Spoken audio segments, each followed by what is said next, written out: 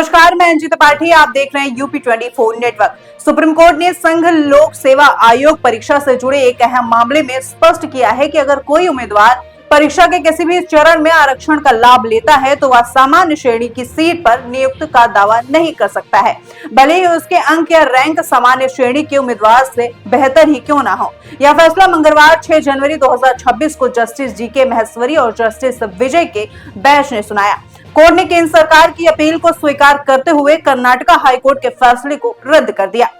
Karnataka high court ने एक अनुसूचित जाति एससी के उम्मीदवार को सामान्य श्रेणी के कैडर में नियुक्त करने का आदेश दिया था। हाईकोर्ट का तर्क था कि संबंधित उम्मीदवार ने अंतिम मेरिट सूची में सामान्य श्रेणी के उम्मीदवार से बेहतर रैंक हासिल की थी।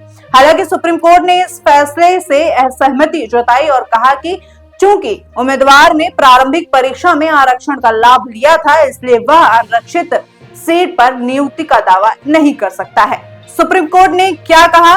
शीर्ष अदालत ने अपने फैसले में कहा कि अगर कोई उम्मीदवार परीक्षा के किसी भी चरण के, चाहे वह प्रारंभिक परीक्षा हो या अन्य में आरक्षण की छूट का लाभ होता है, वही परीक्षा नियमक 2013 के तहत सामान्य श्रेणी के उम्मीदवारों की सूची में शामिल नहीं किया जा सकता।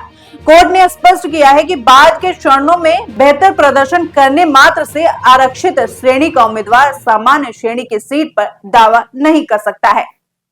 ये पूरा मामला कहां से शुरू हुआ, आइए देखते हैं। यह विवाद भारतीय वन सेवा IFS परीक्षा 2013 से जुड़ा है। परीक्षा 3 चरणों में हुई थी: प्रारंभिक परीक्षा, मुख्य परीक्षा और साक्षात्कार परीक्षा।